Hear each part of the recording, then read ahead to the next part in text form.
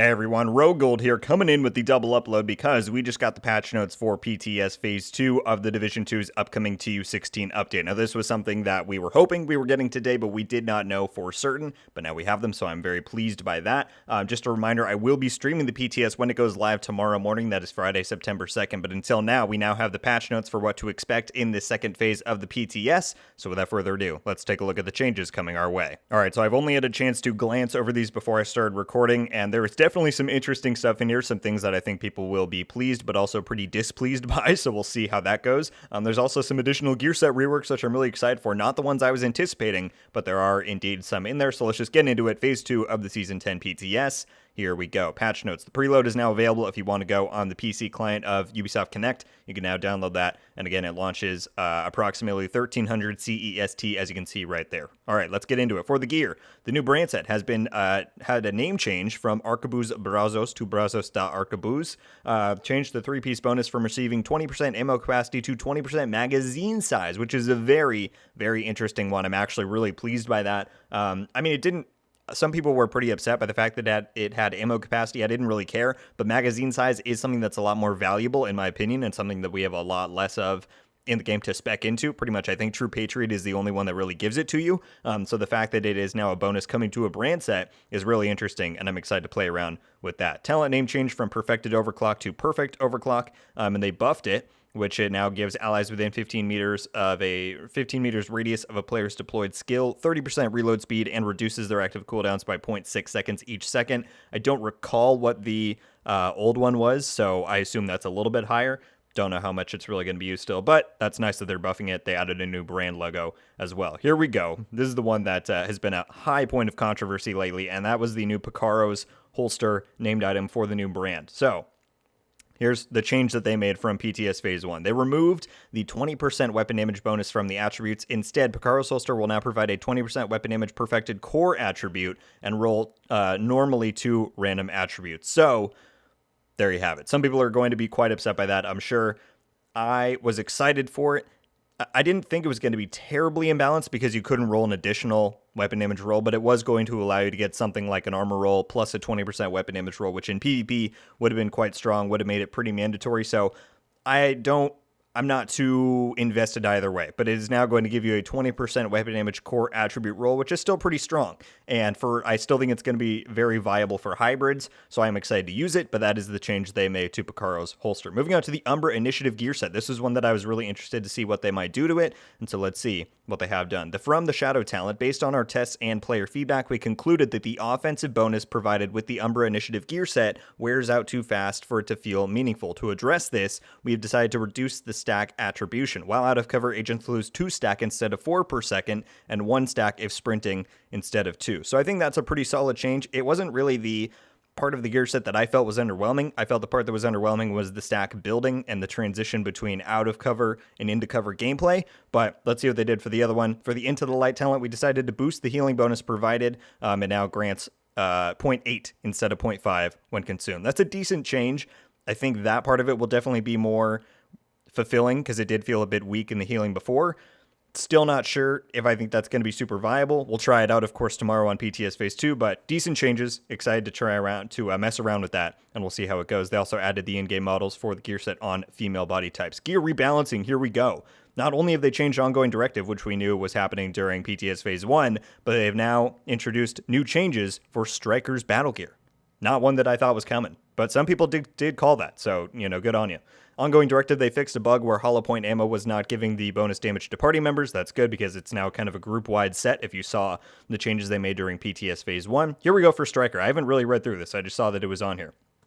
With the addition of the Heartbreaker gear set in Season 9, Striker has lost its place as the pure offensive beast that it was designed to be. Very true. I made that claim myself. Additionally, to fix the fix made Heartbreaker stacks additive instead of multiplicative also needed to be applied to Striker for both sets to behave consistently. We've taken this change into account in our rebalancing to make sure it doesn't result in a reduction of its damage bonus. So they've changed the modifier from multiplicative to additive. They've also changed Striker's gamble. Weapon hits increase total weapon damage by 0.65%, stacking up to 100 times. Oh, well, that's different because previously you could only get 100 stacks by using the chest piece, I thought. Although maybe that is the name of the thing. I don't know. We'll get into it. 2 stacks lost per second between 0 to 50 stacks. 3 stacks. Oh, interesting. So when you're at higher stacks, you lose more per second. That's an interesting change. Press the advantage increases the max stacks for strikers gamble from 100 to 200. There you go. So press the advantage is the chess piece amplification talent to 200 of 0.65. That's kind of crazy. 4 stacks lost between 100 and 150. 5 lost between 150 and 200. Risk management increases total weapon damage from 0.65 to 1. Wow. That's pretty major. So basically now, if you want to run the chess piece and the backpack for striker, at 200 stacks, you're going to be getting 200% extra weapon damage. That's kind of crazy. I do like their implementation of some of these different values of stack losing depending on how high you are. I think that will balance out effectively how strong you can really make it. But I'm very interested to try that out. I'm definitely going to be giving that a go on the PTS tomorrow. That's crazy. I think it's going to be even more viable with LMGs, like using this with a Bullet King.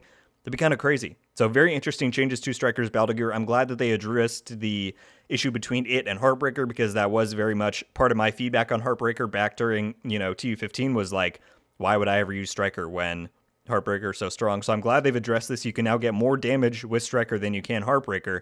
That's going to be very interesting to try out. Cool. Weapons. Exotic weapons. Here we go. The Dr. Home was the one I really wanted to see changed.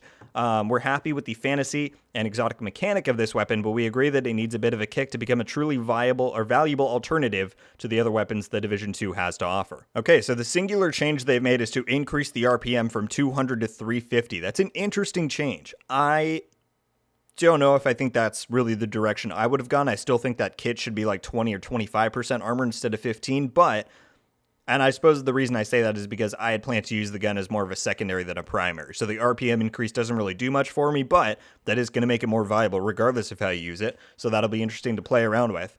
Still excited for this one. Definitely going to run it when it hits the live servers. But yeah, we'll see how that one goes over. Interesting. They also fixed an issue where the armor kits were dropping from unmarked targets. So sorry to fix that there. All right, then we got the Busy Little Bee. We decided to simplify the mechanics of Busy Little Bee and refocus on a simpler fantasy. Use the pistol to build a stack swap weapon to consume the buff. All right, so the talent is now each shot to a different target will give 1 stack up to 10, with each stack giving 20% weapon damage increase. Stacks will activate once the weapon is switched and will last for 10 seconds. Changing weapons again during the said 10 seconds will cancel the buff. I like that change. I enjoyed the concept of it before, and after it was explained to me a bit more, I saw some of where it could be quite viable in more endgame content and using different weapon types, but it was still a bit complicated, and there was a lot of hit these within a certain amount of seconds, blah, blah, blah. This is much more simpler. You just hit different targets, you get stacks, you swap, and you use it. I like that a lot. I think that's going to be used a lot more in a lot of different build types and content, so I'm excited to play around with that one. I think that's a good change. Here we go. Named weapons. Everyone's going to be upset about this. The Lefty ACS-12 shotgun, which was bugged. It was confirmed to be bugged by the devs during the last PTS phase, and a lot of people were saying they'd be very upset if they changed it, but it wasn't intended to be working like that. So they changed the damage values from the MOP name shotgun to the ACS-12. Yes, it was too powerful. Changed the RPM and magazine size to match the ACS-12 shotgun, and now is an RPM of 300 and a mag of 20. What was happening was that it had the model and damage output of a 612, but then it had the RPM of an ACS-12. So it was mixing two stats that weren't meant to be mixed. They've now resolved that. So we'll see how people think about it, or what people think about it now in phase 2. And then to round it off, we have the quality of life changes. I don't know if this is anything new from last week, but we'll go over it. Added an option to hide the signature weapon. Yes, we know about that. Very excited about that one. They adjusted the SHD watch. We've talked about that as well. You can now claim bundles of materials now instead of doing it one by one. Added an option to sell from stash at each vendor. Player can sell stuff too. That's nice. Starting from World Tier 5 and above, exotic components will now have a chance to drop from control point chests, starting from alert, level 3, and DZ chests. I like that. I like that a lot. A lot of people are going to be very happy about that. I've seen a lot of complaints recently about exotic component acquisition, considering how many you need for the expertise system. And so that's going to give control points a lot more viability, and DZ chests. I like that. I like that a lot. Starting from World Tier 5 and above, exotic items will now have a small chance to drop from any NPC in the game, starting from challenging difficulty. This was one that they had introduced last week, but the drop chance was way higher than they said it very clearly that the drop chance would not be that high. But I think now they've tuned it to where it's supposed to be, so that'll be nice for higher exotic acquisition. The chance increases with higher difficulties. There you go. That's a good change. Drastically reduce the log-off timer for hardcore characters from 30 to 20 seconds in order to reduce instances of players finding their hardcore characters dead after a crash or disconnect. Well, there you go. I think I've heard people complain about that before, so hopefully that satisfies that part of the crowd. I don't play hardcore, so I wouldn't have much of an opinion there, but there you go, everybody. Those are the changes for TU16 PTS Phase 2. Overall, pretty solid, in my opinion. There's a few that I think are a little, maybe just not as much as I would have done. I probably would have buffed up Umbra a tiny bit more, but this should still make it a lot more viable.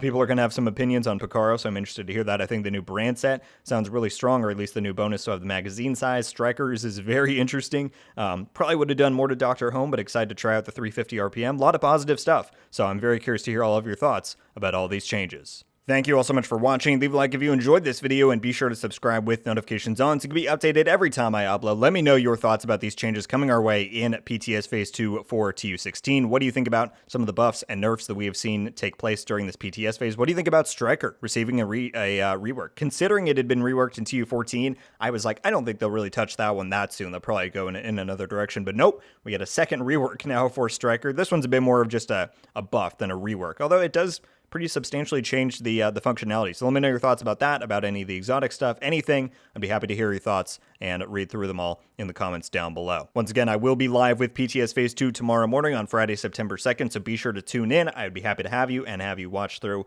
all the stuff that I'm testing out. But that is going to do it for me today, everybody. Once again, thank you all so much for watching. I hope you have a wonderful day, and until the next one, guys, RogueGold out.